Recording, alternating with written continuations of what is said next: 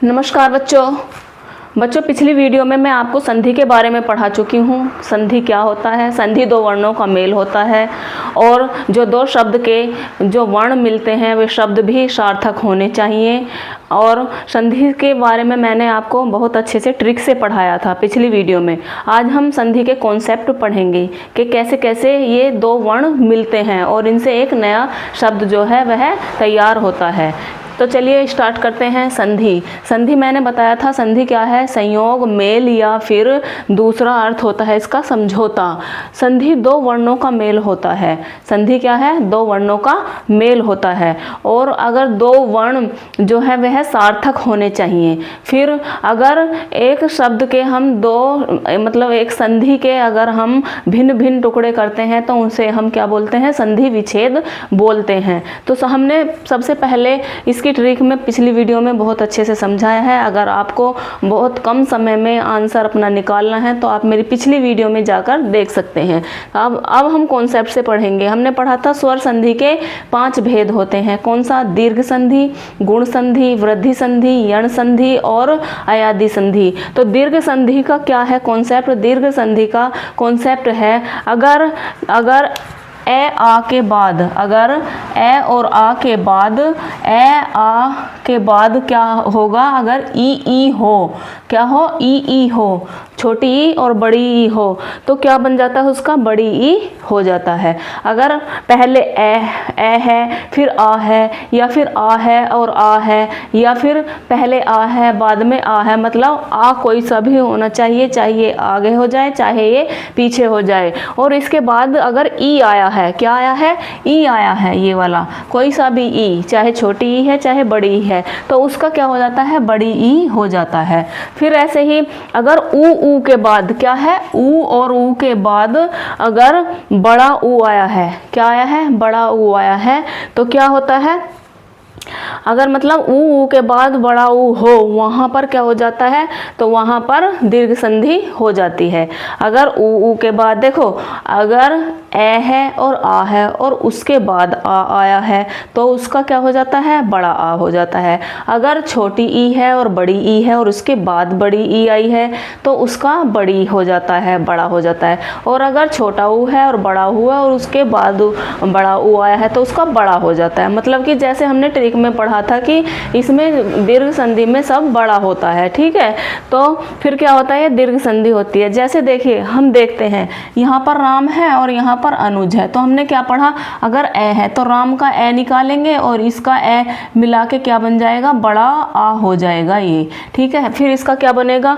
राम और इसका बड़ा हो जाएगा तो रामा और रामानुचर, तो इसका क्या हो जाएगा? रामानुचर हो जाएगा। फिर देखिए, फिर हमने पढ़ा छोटी ई और बड़ी ई का। तो छोटी ई देखो, इसमें क्या है? ये छोटी ई है तो इसकी छोटी ई और इसकी छोटी ई, ये दोनों को मिलकर क्या बन जाएगा? बड़ी ई हो जाएगा। तो इसमें जो है क्या होता है? बड़ी ई हो जाता है। तो रवि प्लस इंद्र क्या होगा? इस पर जो है बड़ी ई आएगा, रविंद्र पर बड़ी ई की मात्रा होती है तो इसका हो जाएगा रविंद्र। फिर हमने नेक्स्ट तीसरा इसका कॉन्सेप्ट पढ़ा था कि ऊ का कॉन्सेप्ट। तो ऊ का क्या?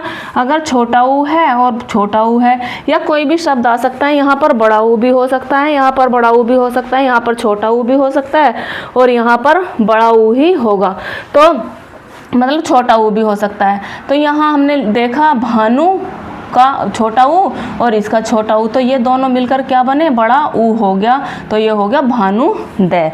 तो दीर्घ संधि में हमने पढ़ा सब बड़ा बड़ा होता है, तो यहाँ पर इसका हमने कॉन्सेप्ट अच्छे से समझ लिया है। फिर नेक्स्ट है गुण संधि। गुण संधि का क्या है?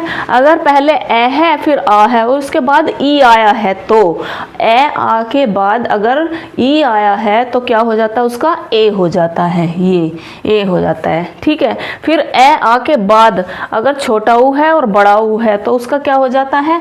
ओ हो जाता है। क्या हो जाता है? ओ हो जाता है। फिर अगर ए है और पहले मतलब पहले शब्द का बाद का ओ है और इसका ए है और आ है, उसके बाद अगर री आया है, री सी, तो उसका अर हो जाता है। देखिए यहाँ पर उसका क्या हो जाता है, अर हो जाता है।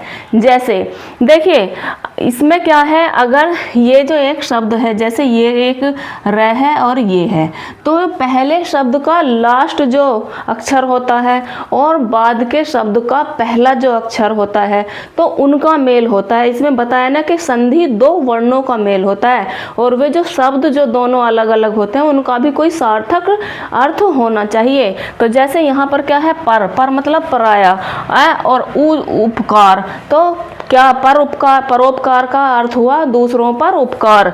तो देखिए यहाँ पर हमने पढ़ा है गुण संधि में कि इसमें अगर पहले ए है और बाद का ई है तो इसका क्या हो जाता है, ए हो जाता है। ठीक है, तो ये क्या बन गया, भारतेंदु। तो ये जो इसका ए और इसका ए, ये बाद में ए हो गया तो भारतेंदु।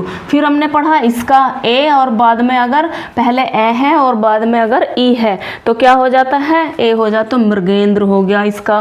फिर नेक्स्ट है पहले शब्द में क्या है, पहले का अंतिम अक्षर है ए और बाद का ऊ है तो क्या हो जाता है, इसका ओ हो जाता है, ये वाला ओ हो जाता है। ठीक है, तो यहाँ पर क्या हो गया, परोपकार। फिर हमने पढ़ा कि अगर पहले अक्षर में ए है और बाद में ऊ है तो ये क्या हो जाता है, ओ हो जाता है, तो यहाँ पर ये नवोढ़ा बन गया है।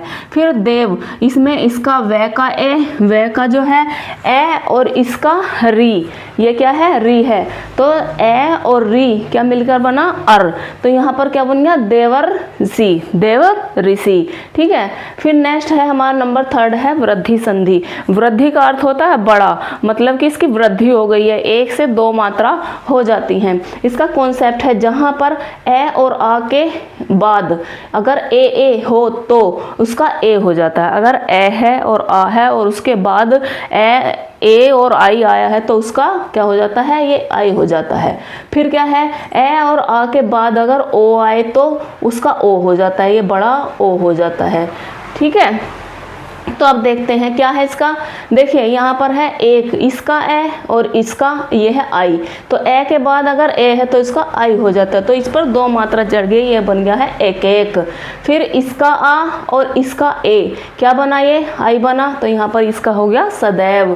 फिर जल प्लस ओघ, इसका ए और इसका ओ आया, हमने अभी क्या पढ़ा है, अगर ए आ के बाद ओ आए तो उसका आउ हो जाता है, तो जल का ए और इसका ए, ये क्या बना है, ये बना है ओ, ये ओ हो गया है, ये वाला ओ, तो इसका हो गया है देखो जलोघ। फिर ऐसे ही यहाँ पर आ है और इसका ओ है, तो आ और औ मिलकर क्या हो है, क्या बने हैं, ये बने हैं महोषधि। इसका एक बनेगा क्या, महोषधि हो जाएगा। देखो ये ऐसे हो जाएगा, बराबर महो और धी, महोषधि, इसका ऐसे बन जाएगा। तो ऐसे इन्हें हम मिलाते हैं। फिर नेक्स्ट है यण संधि नंबर 4 पर।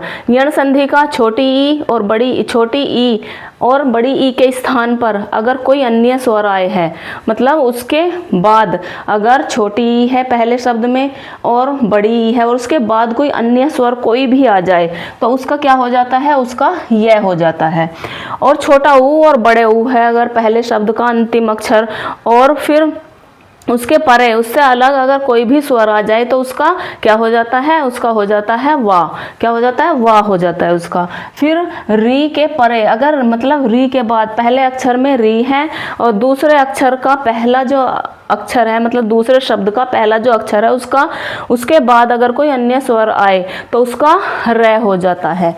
जैसे देखिए यदि यहाँ पर देखिए छोटी ई है तो क्या बोला, यहाँ पर छोटी ई के स्थान पर अगर कोई अन्य स्वर आए, ये छोटी ई पहले शब्द का अंतिम अक्षर छोटी ई, फिर लास्ट का प्रथम जो अक्षर है वह है ए, तो यहाँ बोला छोटी ई के बाद अगर कोई अन्य अक्षर आता है तो उसका क्या हो जाता है, उसका यह हो जाता है, तो यहाँ पर ये बना यद्यपि। फिर इसका छोटी ई और इसका ए है तो ये बन जाएगा यह, तो ये हो जाएगा अत्यधिक।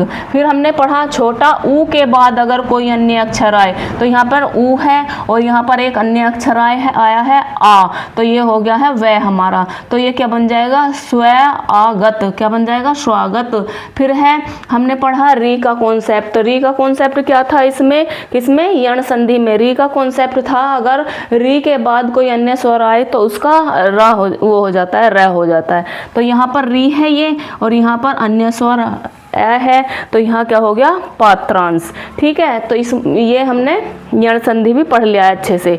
नेक्स्ट है हमारा अयादि संधि। अयादि संधि में क्या है, अगर ए के बाद अगर असमान स्वर, असमान मतलब कोई भी अगर स्वर आता है तो क्या होता है, उसका ए हो जाता है, और उसका क्या हो जाता है, देखो ए के बाद अगर अन्य स्वर आए तो ए का ए हो जाता है, यहाँ पर देखो ये।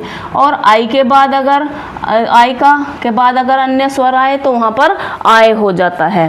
फिर ओ के बाद अगर कोई अन्य असमान स्वर आए तो उस स्वर का क्या हो जाता है, अब हो जाता है। और अब ओ के स्थान पर, आउ के स्थान पर अगर कोई अन्य स्वर आता है तो उसका आव हो जाता है। तो हमने क्या पढ़ा, हमने पढ़ा अगर ए के बाद कोई अन्य स्वर आता है तो उसका क्या हो जाता है, ए का ए हो जाता है। और आई के बाद अगर कोई अन्य स्वर आता है तो आय हो जाता है।